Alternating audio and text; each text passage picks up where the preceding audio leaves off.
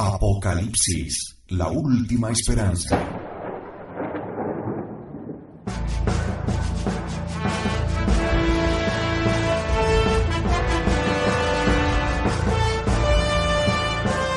El tiempo se está acabando. La salvación está en riesgo. La fe y la verdadera doctrina tras un velo de falsedad. Los hombres desobedecen, apostatan y traicionan. ¿Todo está perdido? Los católicos sabemos que no. Tenemos la esperanza de la parucía. Sabemos que el Apocalipsis es nuestra esperanza en el reinado de Cristo nuestro Señor. Apocalipsis, la última esperanza.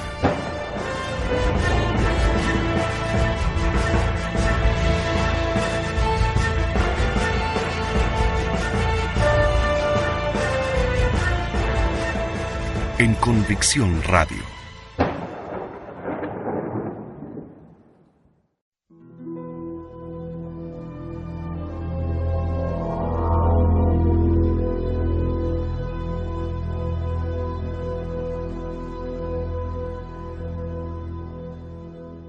Queridos auditores de Convicción Radio, retomando el programa que tanta trascendencia tuvo, Apocalipsis, nuestra última esperanza, vamos a leer un libro muy interesante del cardenal Newman titulado 4 sermones sobre el anticristo, que este dicho cardenal transmitió a sus fieles en Adviento de 1835 en 4 sermones seguidos durante 4 domingos. Veamos un poco el propósito que tuvo el cardenal para escribir estos sermones. Más bien, primero para pronunciarlos y después para pasarlo escrito.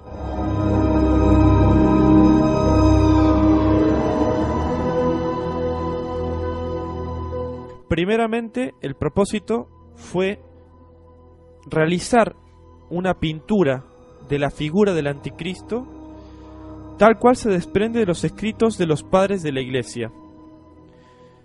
Pero, más profundamente, vamos a ver que tuvo 4 intenciones, que serían 4 razones el porqué de este libro.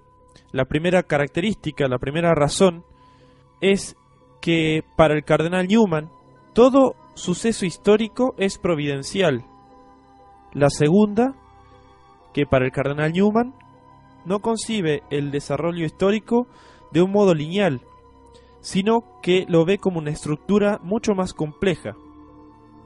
En tercer lugar, es para el cardenal Newman, y estamos hablando del año 1835, es evidente para el cardenal la descristianización que ocurría en ese momento, mucho más podríamos decir de la que hay ahora. Y por último, considera la sacralidad del poder político. O sea, hay una misteriosa conexión entre lo político en el sentido más elevado de la palabra y lo teológico. Ya vamos a ver cómo se refiere el cardenal. En síntesis, podríamos decir que el Imperio Romano es el gran obstáculo que retiene la manifestación del anticristo. Y uno se podría preguntar, ¿pero cómo el Imperio Romano, si no existe? Claro, no existe actualmente, pero sí virtualmente. Y esto porque el cardenal Newman, y con él podríamos citar también al padre Leonardo Castellani, el Imperio Romano subsiste en lo que podríamos denominar el orden romano. Por eso invito, queridos auditores de Convicción Radio, que escuchen atentamente estos 4 sermones muy interesantes y sobre todo en estos tiempos modernos.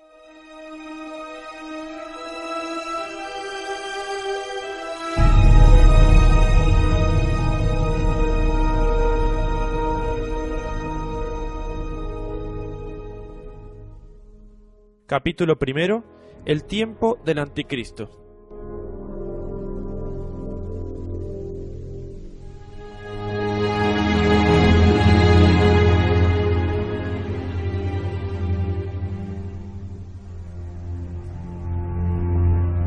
Los cristianos de Tesalónica habían supuesto que la venida de Cristo se encontraba cercana. San Pablo les escribe para prevenirlos contra una tal expectativa. No es que él desaprobara su espera de la venida del Señor, todo lo contrario, pero les advierte que un cierto acontecimiento debe precederla y hasta que esto no suceda, el fin no sobrevendrá. Que nadie os engañe de ningún modo, dice San Pablo, puesto que dicho día no vendrá, excepto que venga primero una apostasía.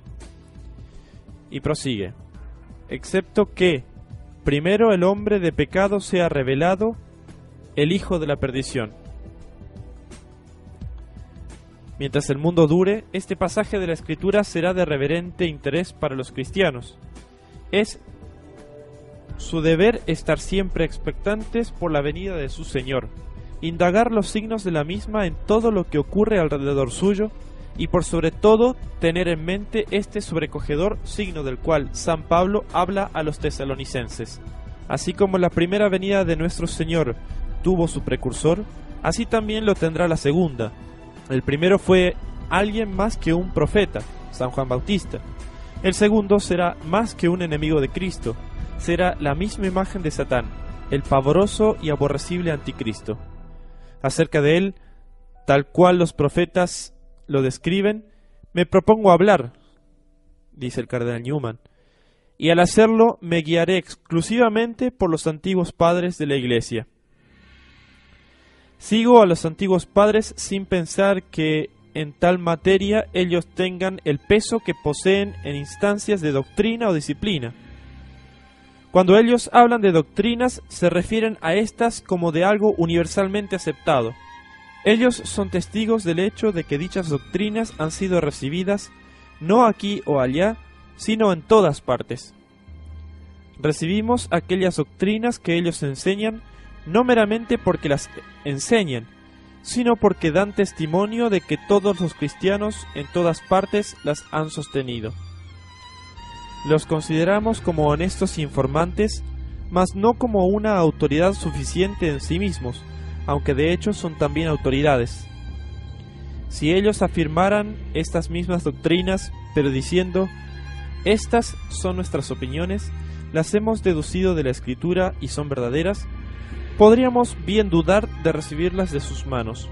Podríamos decir que tenemos tanto derecho como ellos a deducir a partir de la Escritura, que las deducciones de las Escrituras serían más bien opiniones, que si nuestras deducciones concordasen con las de ellos, eso sería una feliz coincidencia e incrementaría nuestra confianza en ellos. Pero que si no, no habría más remedio y deberíamos seguir nuestras propias luces. Sin lugar a dudas, ningún hombre tiene derecho a imponer a otros sus propias deducciones en materia de fe. Hay una obligación obvia para el ignorante de someterse a aquellos que estén mejor informados, y también es conveniente para el joven someterse implícitamente por un tiempo a la enseñanza de sus mayores, pero más allá de esto, la opinión de un hombre no vale más que la de otro. De todos modos, este no es el caso en lo que respecta a los antiguos padres. Ellos no hablan de su opinión personal, ellos no dicen esto es verdadero porque lo vemos en la Escritura, acerca de lo cual puede haber diferencias de juicio, sino esto es verdadero porque de hecho es sostenido y ha sido siempre sostenido por todas las iglesias sin interrupción desde los apóstoles hasta nuestros días.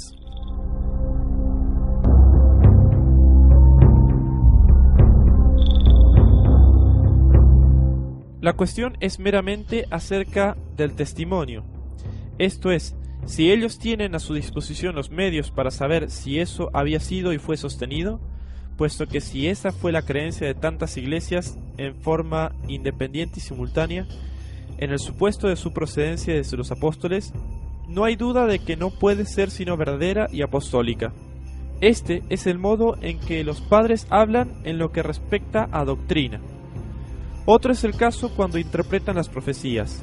En esta materia parece que no ha habido tradiciones católicas, formales y distintas, o por lo menos autorizadas, de tal modo que cuando interpretan la Escritura, en la mayor parte de los casos están dando y profesan estar dando sus propias opiniones privadas o anticipaciones vagas, difusas y meramente generales.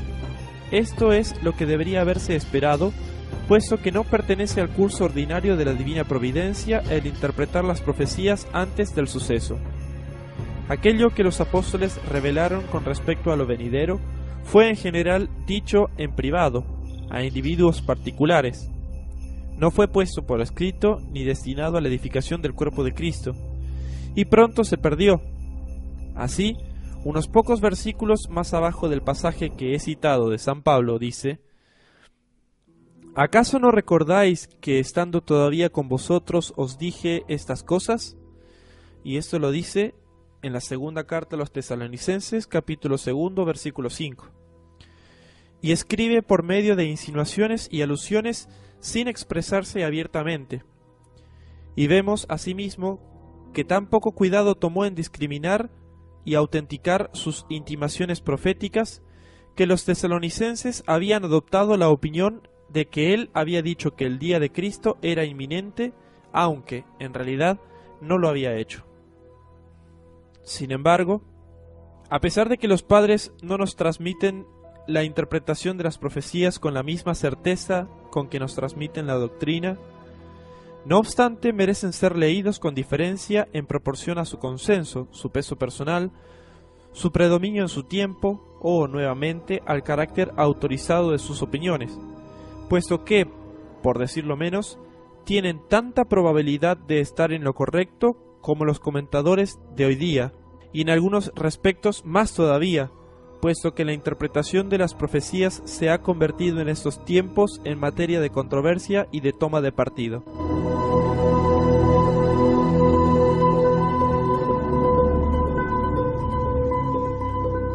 La pasión y el prejuicio han interferido tanto con la rectitud de juicio que es difícil decir quién es confiable en su interpretación, o inclusive si un simple cristiano no sería tan buen expositor como aquellos que han asumido el oficio.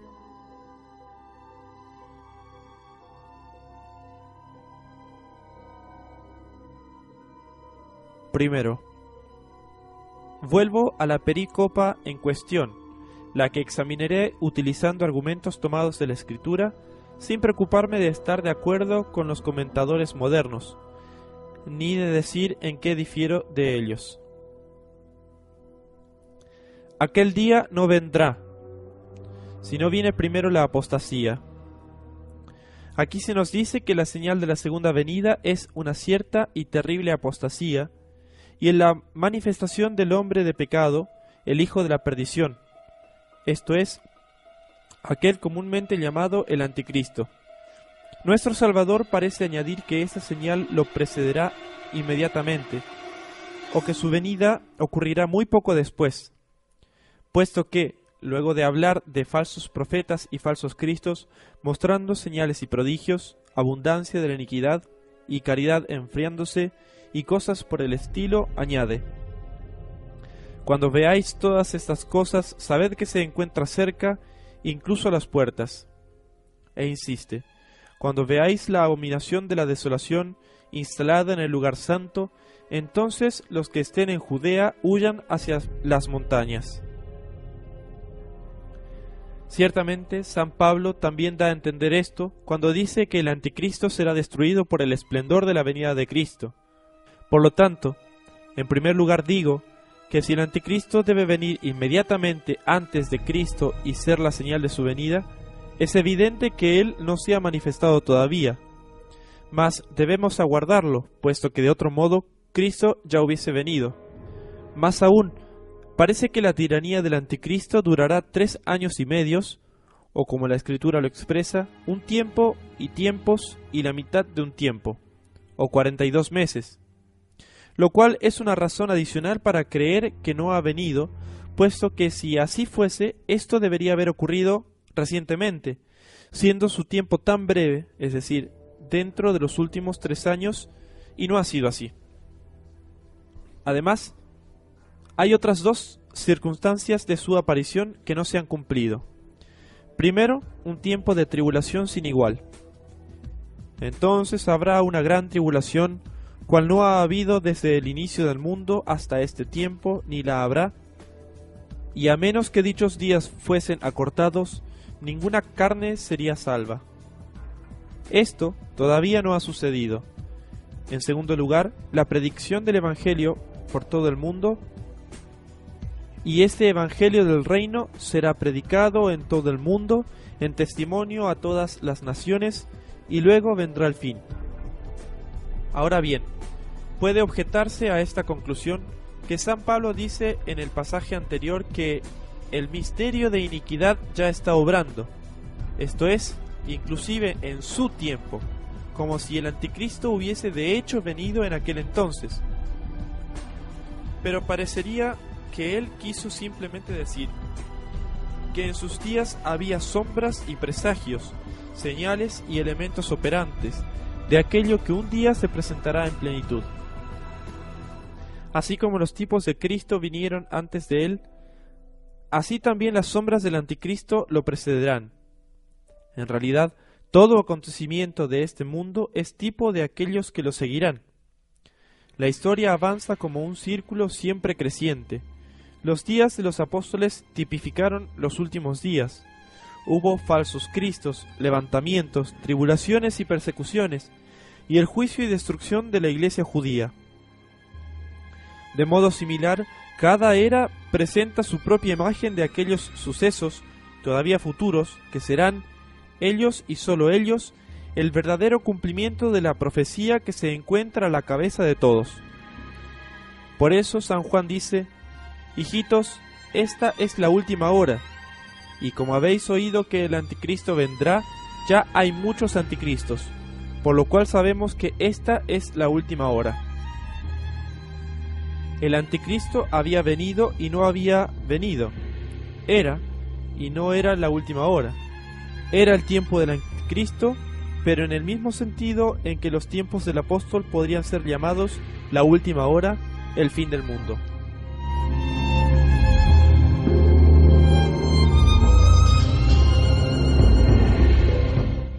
Una segunda objeción podría formularse del siguiente modo. San Pablo dice: ahora sabéis que lo retiene para que él, el anticristo, sea revelado a su tiempo. Aquí algo es mencionado como reteniendo la manifestación del enemigo de la verdad.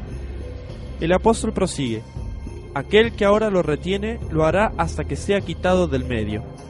Ahora bien, en los primeros tiempos se consideraba que este poder obstaculizante era el Imperio Romano, pero este imperio, se arguye, hace tiempo que ha desaparecido. Se sigue, en consecuencia, que hace tiempo que el anticristo ha venido. En respuesta a esta objeción, consideré que aquel que lo retiene o detiene significa el poder de Roma, pues todos los antiguos escritores así lo han entendido. Y concedo que, así como Roma, de acuerdo con la visión del profeta Daniel, sucedió a Grecia, del mismo modo el anticristo sucederá a Roma, y la segunda venida sucederá al anticristo.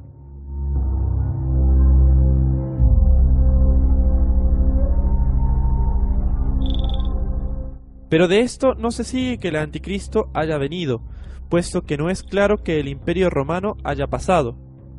Lejos de esto, desde el punto de vista profético, el imperio romano permanece aún hasta nuestros días.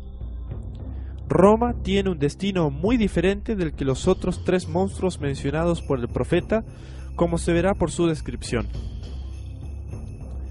Vi una cuarta bestia espantosa y terrible, y sobremanera fuerte, y tenía grandes dientes de hierro, devoraba y destrozaba, y hollaba lo que quedaba bajo sus pies, y era diversa de todas las bestias que hubo antes de ella, y tenía 10 cuernos. Estos 10 cuernos, le informa un ángel, son 10 reyes que se levantarán desde este reino, de Roma. Entonces, como los 10 cuernos pertenecían a la cuarta bestia, y no estaban separados de ella, así los reinos en los cuales el imperio romano iba a ser dividido son la continuación y terminación de ese mismo imperio, el cual permanece y en cierto sentido vive desde el punto de vista profético cualquiera sea el modo en que resolvamos la cuestión histórica. En consecuencia, todavía no hemos visto el fin del Imperio Romano. Aquel que lo retiene todavía existe, hasta la manifestación de sus 10 cuernos, y hasta que no sea removido, el anticristo no vendrá. Y de en medio de estos cuernos él surgirá, como el mismo profeta nos lo revela. Estando yo contemplando los cuernos, vi que salía de entre ellos otro pequeño cuerno, y he aquí que este cuerno tenía ojos como los de un hombre y una boca que decía grandes cosas. Por lo tanto, hasta el tiempo en que el anticristo realmente aparezca, ha habido y habrá un continuo esfuerzo por parte de las fuerzas del mal para manifestarlo al mundo.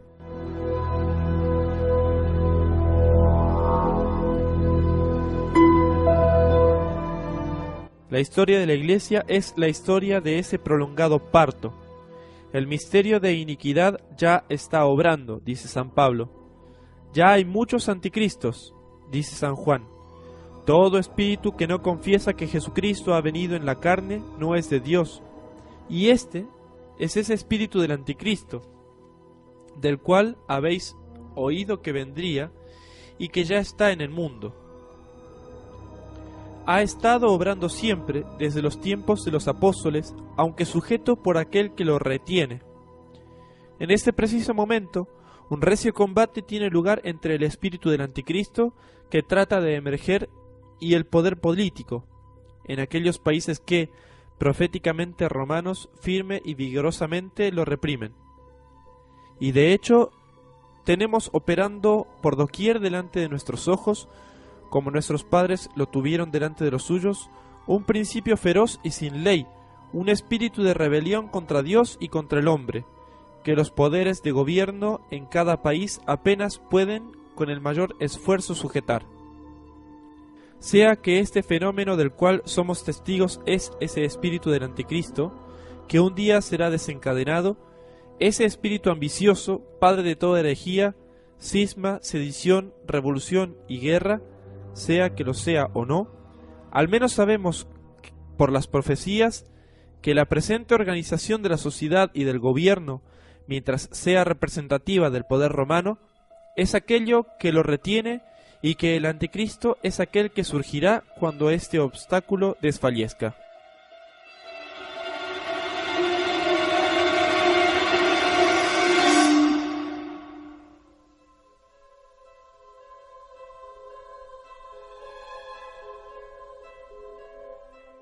Invito a ustedes, queridos auditores, a la espera del siguiente capítulo y de la continuación de este hermoso sermón extraído del libro 4 sermones sobre el anticristo del cardenal Newman.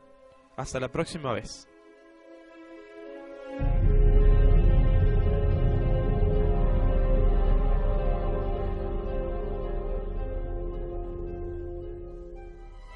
Apocalipsis, la última esperanza.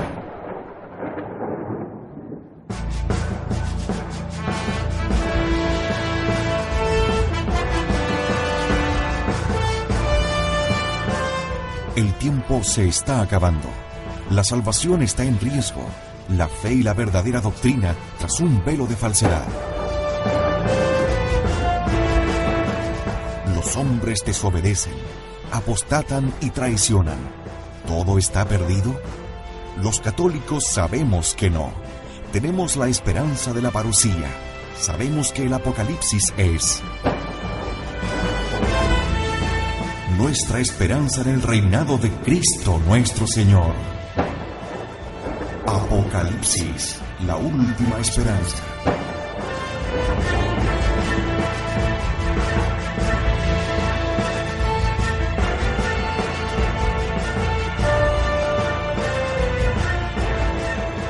En Convicción Radio.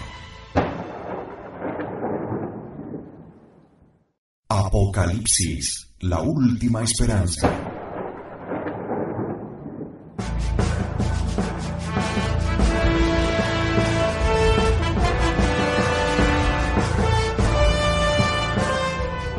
tiempo se está acabando. La salvación está en riesgo. La fe y la verdadera doctrina tras un velo de falsedad. Los hombres desobedecen, apostatan y traicionan. ¿Todo está perdido? Los católicos sabemos que no. Tenemos la esperanza de la parucía. Sabemos que el Apocalipsis es nuestra esperanza en el reinado de Cristo nuestro Señor. Apocalipsis, la última esperanza.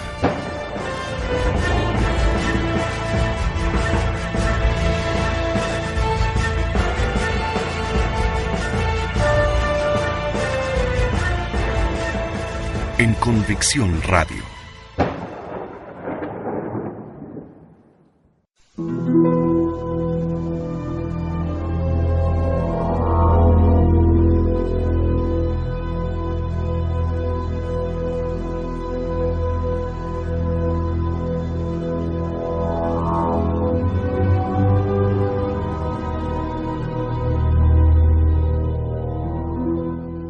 Queridos auditores de Convicción Radio, vamos a continuar con el libro 4 sermones sobre el Anticristo, escrito por el cardenal Newman. Sermones que fueron dados por partes en 4 domingos distintos, y vamos a retomar acerca del tiempo del Anticristo, el primer sermón dado por este cardenal.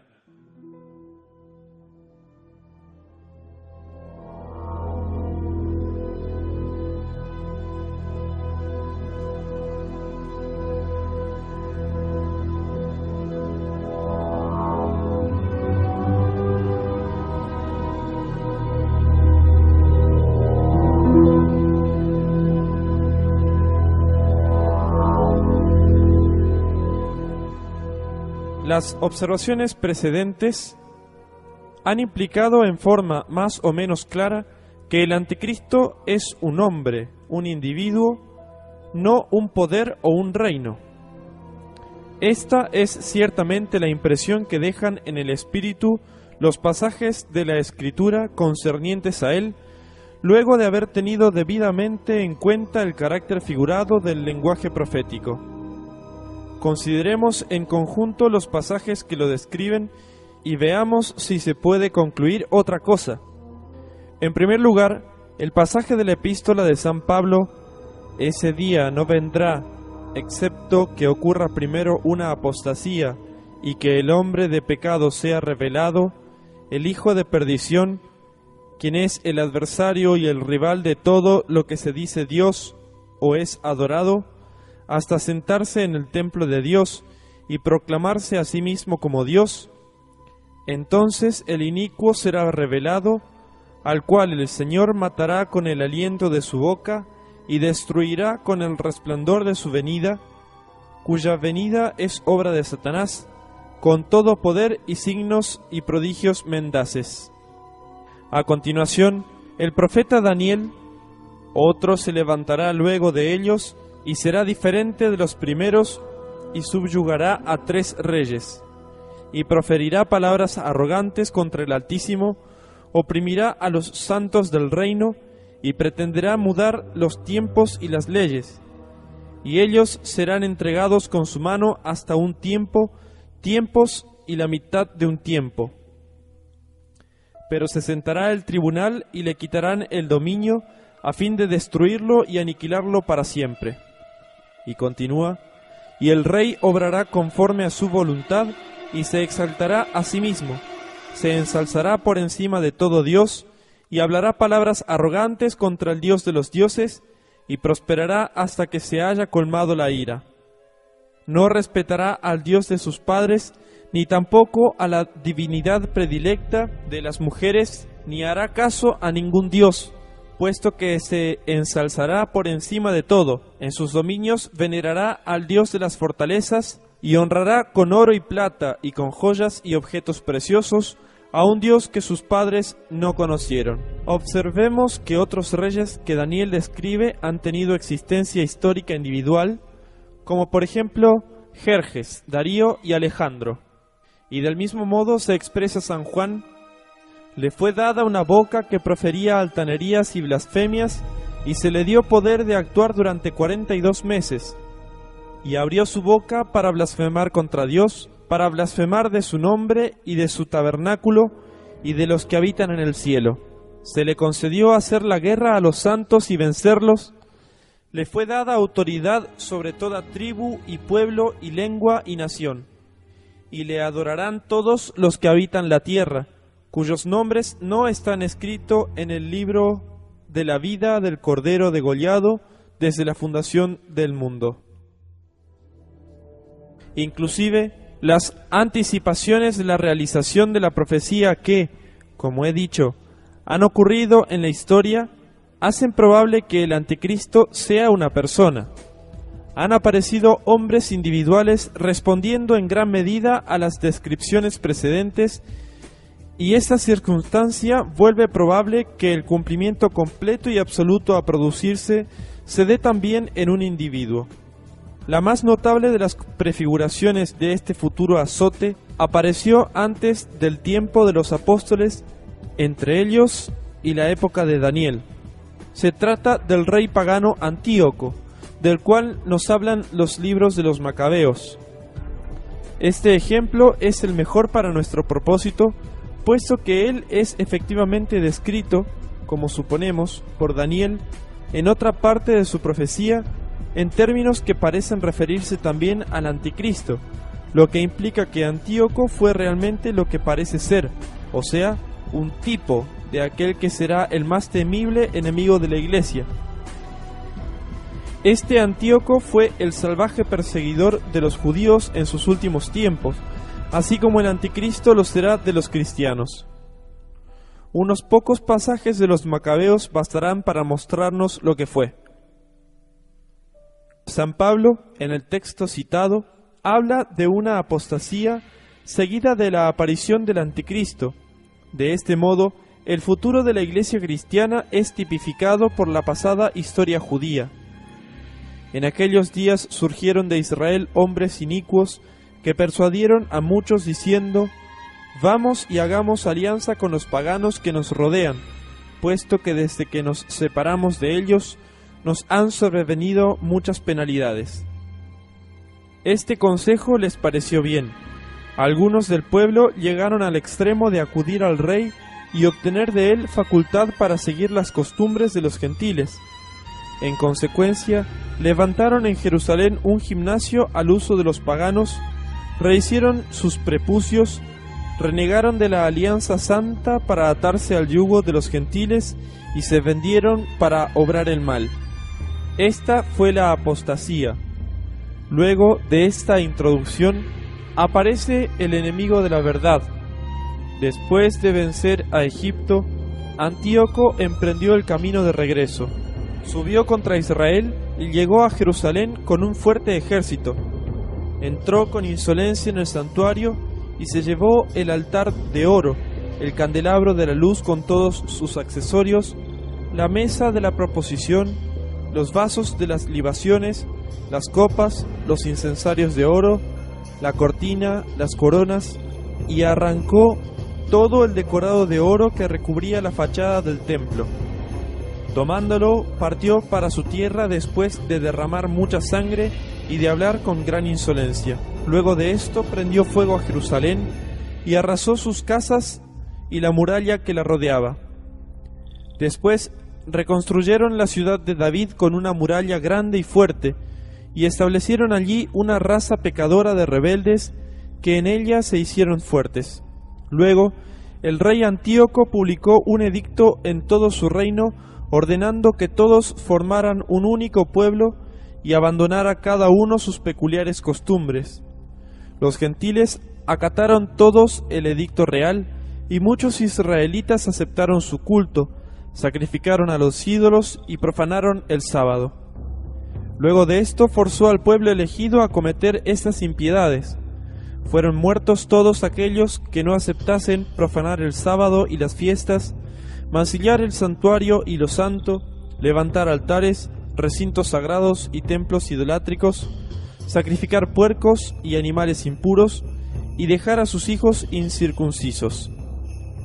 Finalmente erigió un ídolo, o, según las palabras mismas de la historia, la abominación de la desolación sobre el altar de los holocaustos, y construyeron altares en las ciudades de alrededor de Judá. Rompían y echaban al fuego los libros de la ley que podían hallar, y agrega, muchos en Israel se mantuvieron firmes y se resistieron a comer cosa impura y prefirieron antes morir. Inmensa fue la cólera que se descargó sobre Israel. Tenemos así algunos de los lineamientos del Anticristo, quien será similar e incluso peor que Antíoco.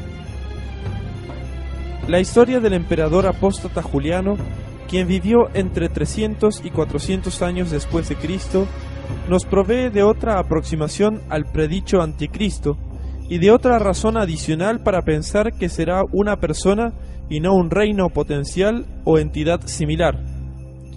Este es también el caso del falso profeta Mahoma, quien propagó su impostura alrededor de 600 años luego de la venida de Cristo. Finalmente, fue tradición universal en la Iglesia antigua que el Anticristo será un hombre individual, no un poder ni un mero espíritu ético o sistema político, o dinastía o sucesión de soberanos. Debemos decir, escribe San Jerónimo acerca de Daniel, lo que hemos recibido de todos los escritores eclesiásticos, esto es, que al fin del mundo, cuando el imperio romano sea destruido, habrá 10 reyes, quienes se dividirán entre ellos el territorio romano, y que surgirá un 11º pequeño rey, quien prevalecerá sobre 3 de los 10. Luego recibirá la sumisión de los otros 7. Está escrito que el cuerno tenía ojos como los ojos de un hombre, a menos que supongamos, como algunos lo han dicho, que él será el espíritu del mal o un demonio.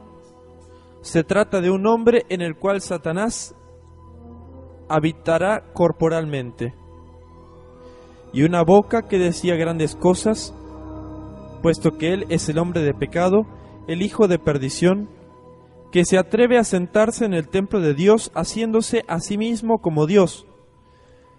La bestia ha sido muerta y su cadáver fue destruido, puesto que el Anticristo blasfema en ese imperio romano unificado.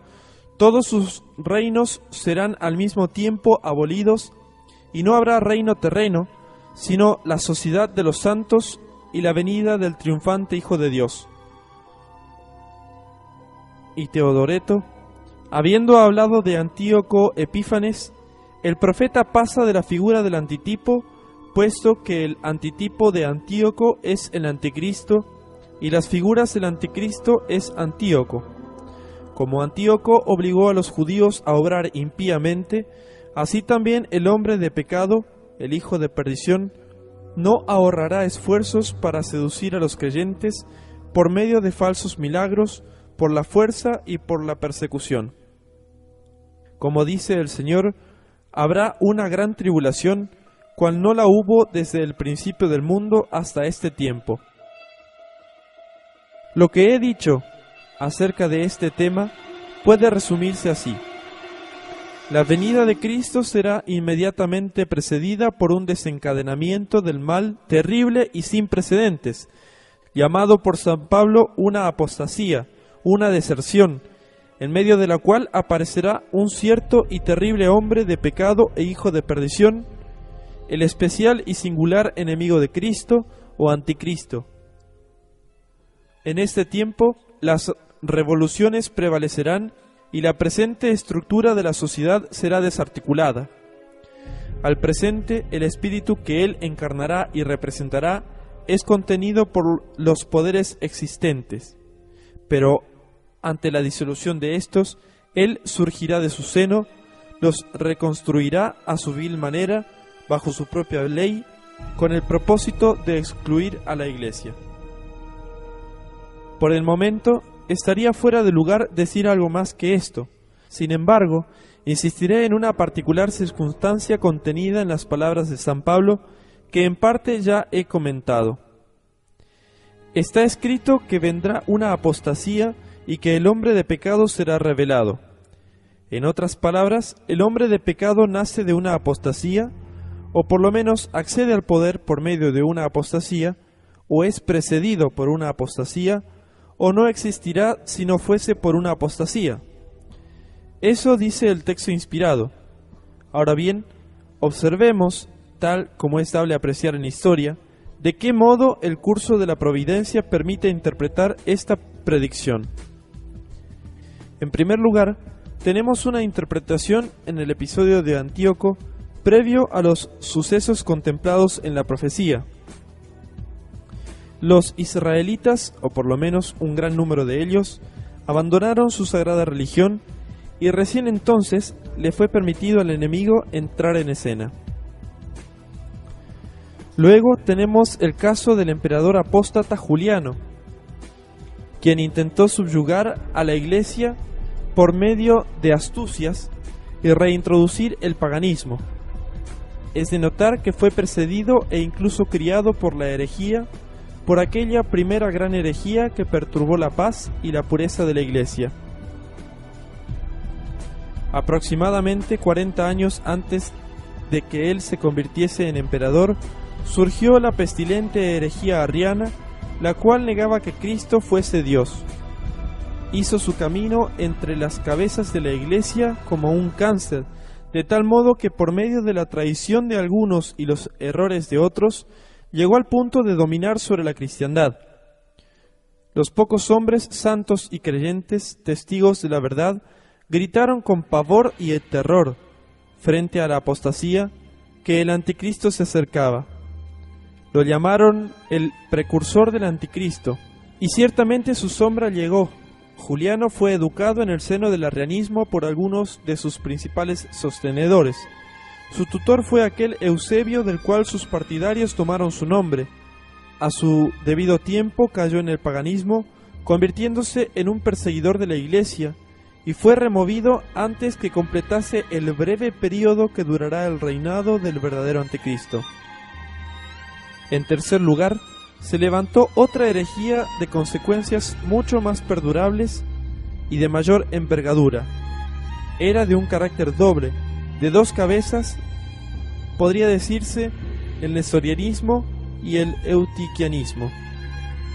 En apariencia opuestas una a la otra, mas unidas en torno a un fin común, negar de un modo u otro la realidad de la graciosa encarnación de Cristo, tendiendo así a destruir la fe de los cristianos, no menos ciertamente, e incluso de modo más insidioso que la herejía de Arrio. Se extendió a través del Oriente y de Egipto, corrompiendo y envenenando aquellas iglesias que en un tiempo habían sido las más florecientes, las primeras moradas y los baluartes de la verdad revelada. A partir de esta herejía, o por lo menos por medio de ella, surgió el impostor Mahoma y compuso su credo. He aquí, por lo tanto, otra particular sombra del anticristo. En lo que respecta al cuarto y último ejemplo que he podido tomar de la generación que ha precedido inmediatamente a la nuestra, me limitaré a observar que, de modo similar a los ejemplos citados, la sombra del anticristo ha surgido de una apostasía, de un abandono de la fe en favor de doctrinas infieles, de la apostasía sin duda más inicua y más blasfema que el mundo ha conocido. Todos estos ejemplos nos plantean los siguientes interrogantes. ¿Surgirá el enemigo de Cristo y de su Iglesia a partir de un especial apartamiento de Dios? ¿No hay acaso motivos para temer que dicha apostasía se esté preparando gradualmente, reuniendo, madurando en nuestros mismos días? ¿Acaso no existe en este mismo momento un especial empeño en casi todo el mundo en prescindir de la religión más o menos evidente en este o en aquel lugar, pero más visible y formidablemente en aquellas regiones más civilizadas y poderosas? ¿No existe acaso un consenso creciente de que una nación no tiene nada que ver con la religión, de que se trata de algo concerniente solo a la conciencia individual? lo que es lo mismo que decir que podemos dejar que la verdad desaparezca de la faz de la tierra sin que hagamos nada por evitarlo. No existe un movimiento vigoroso y unificado en todos los países destinado a privar a la Iglesia de Cristo de su poder y posición. No existe un empeño febril y permanente por deshacerse de la necesidad de la religión en los asuntos públicos. Por ejemplo, el intento de desembarazarse de los juramentos con la excusa de que son demasiado sagrados para los asuntos de la vida corriente, en vez de asegurarse de que fuesen proferidos de modo más reverente y conveniente. No existe el intento de educar sin religión, o sea, poniendo a todas las formas de religión al mismo nivel.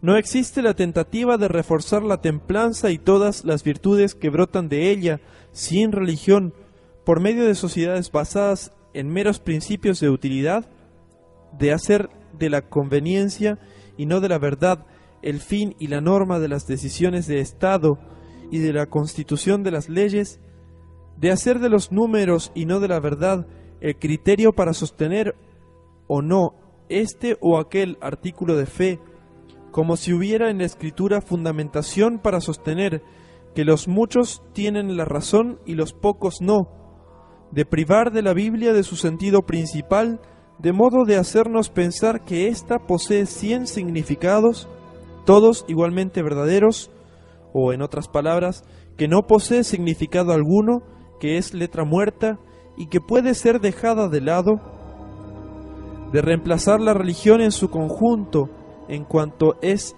externa y objetiva, y expresada en leyes y palabras escritas, por algo meramente subjetivo, de confinarla a nuestros sentimientos internos y de este modo, dada su inestabilidad y variabilidad, de destruir en definitiva la religión. Sin duda existe actualmente una confederación del mal que recluta sus tropas de todas partes del mundo, organizándose a sí misma, tomando sus medidas para encerrar a la Iglesia de Cristo como en una red y preparando el camino para una apostasía general.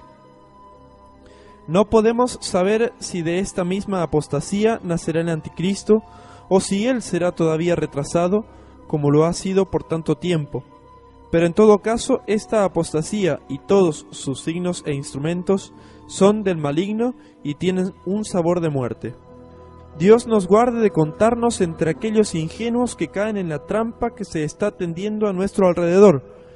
Dios nos libre de ser seducidos por las bellas promesas en las cuales Satán ha ocultado seguramente su ponzoña. ¿Creéis acaso que él es tan inexperto en su arte como para invitarlos en forma abierta y clara a unirse a él en su combate contra la verdad? No, él les ofrece cebos para tentarlos, les promete libertad civil, les promete igualdad, les promete comercio y riqueza, les promete exención de impuestos, les promete reformas. Este es el modo en que él encubre el verdadero asunto al cual los va conduciendo. Los tienta a rebelarse contra sus gobernantes o superiores. Él hace eso mismo y los induce a imitarlo. Les promete iluminación, ofreciéndoles conocimiento, ciencia, filosofía, ensanchamiento de la mente. Él se burla de los tiempos pasados y se mofa de toda institución que los venere. Él les sopla lo que deben decir y luego los escucha, los alaba y los alienta. Él los incita a ascender a la cima. Les enseña cómo convertirse en dioses. Luego ríe y hace bromas e intima con vosotros. Los toma de la mano, pone sus dedos entre los vuestros, los agarra y entonces ya le pertenecéis. ¿Consentiremos nosotros los cristianos en tener parte en este asunto? ¿Ayudaremos aún con nuestro dedo meñique al misterio de iniquidad que lucha por nacer y que convulsiona al mundo con sus dolores? Alma mía, no entres en su consejo, no te unas a su asamblea, honra mía. ¿Qué relación hay entre la justicia y la iniquidad? ¿Qué unión entre la luz y las tinieblas? Por tanto, salid de entre ellos y apartaos. De otro modo, seréis cooperadores de los enemigos de Dios, y estaréis abriendo el camino para el hombre de pecado, el hijo de perdición.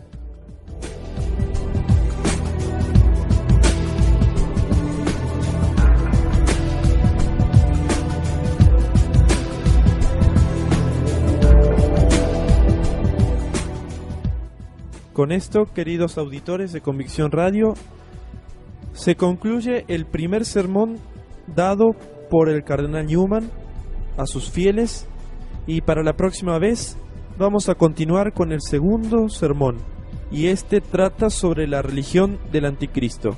Muchas gracias, adiós.